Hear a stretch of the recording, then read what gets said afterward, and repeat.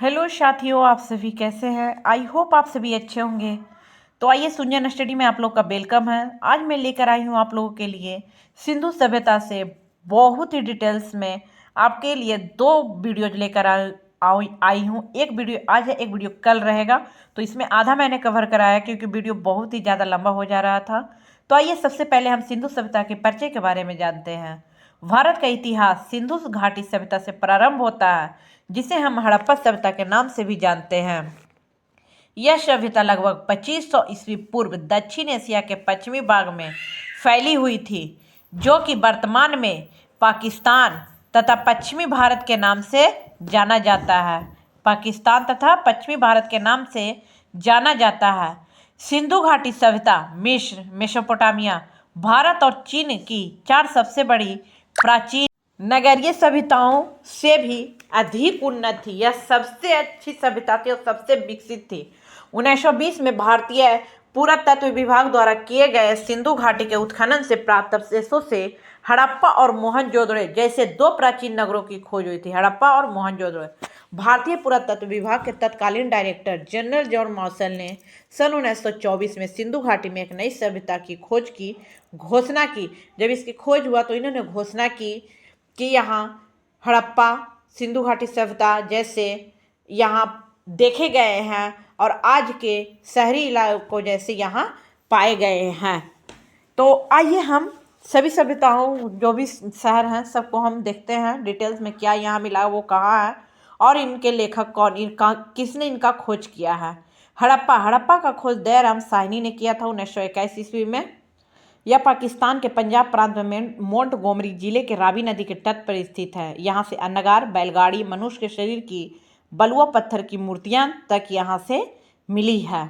मोहनजोदड़ो, जिन्हें मृतकों का टीला कहा जाता है, जिसकी खोज राखल दास बनर्जी ने 1922 ईस्वी में पाकिस्तान के पंजाब प्रांत के लड़काना जिले में सिंधु नदी के तट पर स्थित है।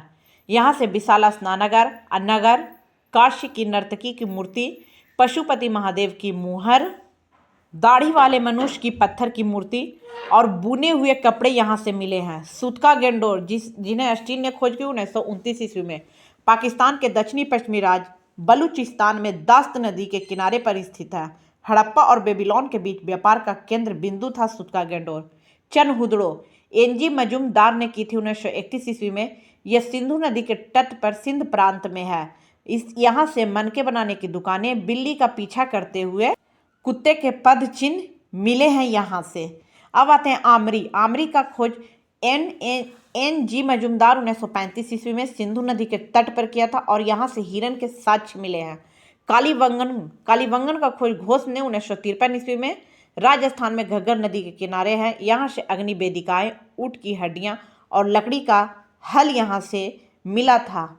इसी तरह ये लोथल की खोज आर राव ने 1953 ईस्वी में किया था।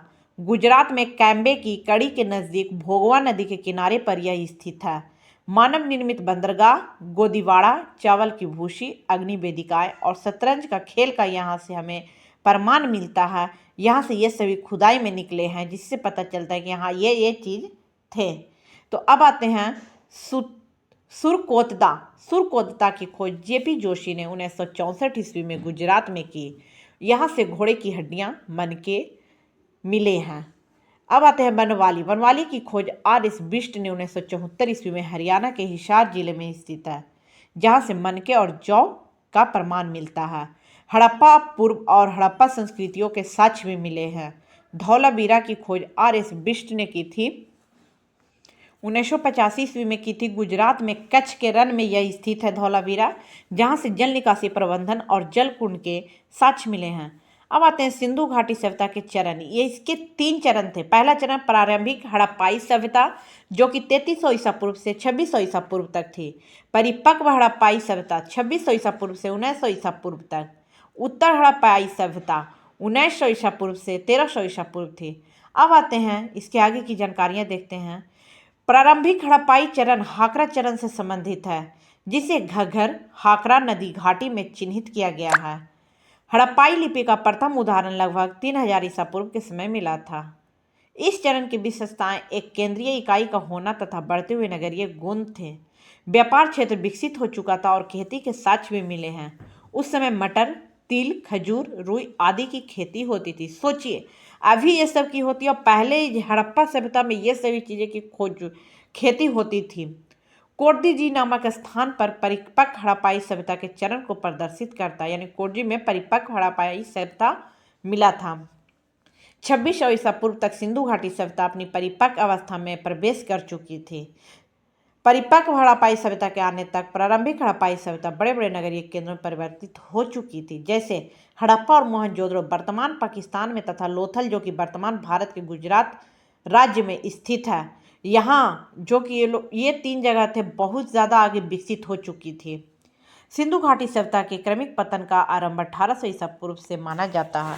1700 ईसा पूर्व तक आते आते हड़प्पा सभ्यता के कई शहर समाप्त हो चुके थे इस समय तक, परंतु प्राचीन सिंधु घाटी सभ्यता के बाद की संस्कृतियों में भी इसके तत्व देखे जा सकते हैं।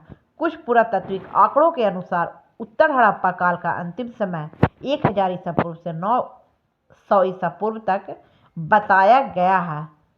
कन्फर्म नहीं है लेकिन बताया गया है। अब आते हैं नगरीय योजना और विन्यास।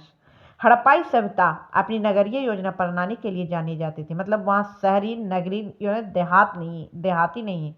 मोहनजोदड़ो और हड़प्पा के नगरों में अपने अपने दुर्ग थे जो नगर से कुछ ऊंचाई पर स्थित होते थे, जिसमें अनुमानतः उच्च वर्ग के लोग निवास करते थे, अपनी सुरक्षा के लिए बनाते थे। दुर्ग से नीचे सामान्यतः ईंटों से निर्मित नगर होते थे जिनमें सामान्य लोग निवास करते थे। दुर्ग एक तरफ सामान्य लोग, एक तरफ ऊंचे वर्ग के लोग रहते थे। दुर्ग से नीचे सामान्यतः ईंटों से निर्मित नगर होते थे जिनमें सामान्य लोग निवास करते थे। हड़प्पा सभ्यता की एक ध्यान देने योग्य बात यह भी है कि इस सभ्यता में ग्रिड प्रणाली मौजूद थी, जिसके अंतर्गत सड़कें एक दूसरे को समकोण पर काटती थी। अन्य भंडारों का निर्माण हड़प्पा सभ्यता के नगरों की प्रमुख विशेषता थी।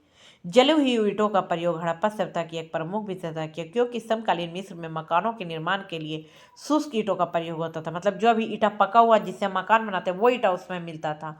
और यहाँ अन्न भंडारण करने के लिए बड़े बड़े गोदीवाड़ा बने हुए थे। हड़प्पा सभ्यता में जल निकासी प्रणाली बहुत प्रभावी थी। हर छोटे और बड़े घर के अंदर स्वयं का स्नानाघर आंगन होता था, मतलब बाथरूम आंगन होता था। सोचिए, कालीबंगा के बहुत से घरों में कुएं नहीं पाए गए हैं, मतलब सभी जगह नल हुआ करते थे। कुछ स्थान जैसे लोथल और धौलावीरा में संपूर्ण विन्यास मजबूत और नगर दीवारों द्वारा भागों में विभाजित थे। इससे हमें पता चलता है ये सभी से कि जो आज का जीवन हम लोग जी रहे हैं वो कई हजारों साल पहले लोग जी चुके हैं। ऐसा नहीं कि हम ही सिर्फ जी रहे हैं। तो चलिए आज का वीडियो हम यहीं पे समाप्त करते हैं। अभी अभी कृषि, पशुपालन, अर्थव्यवस्था भी सभी वीडियो बाकी हैं।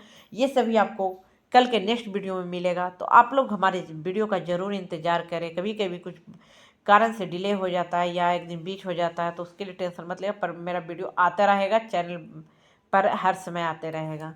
तो आपसे रिक्वेस्ट है कि जिन लोगों ने अभी तक चैनल को सब्सक्राइब नहीं किया, सब्सक्राइब करें, वीडियो को लाइक करें, बेल आइकन घंटी दबाना ना भूलें और इसे ज़्यादा से ज़्यादा शेयर करें। धन्यवाद।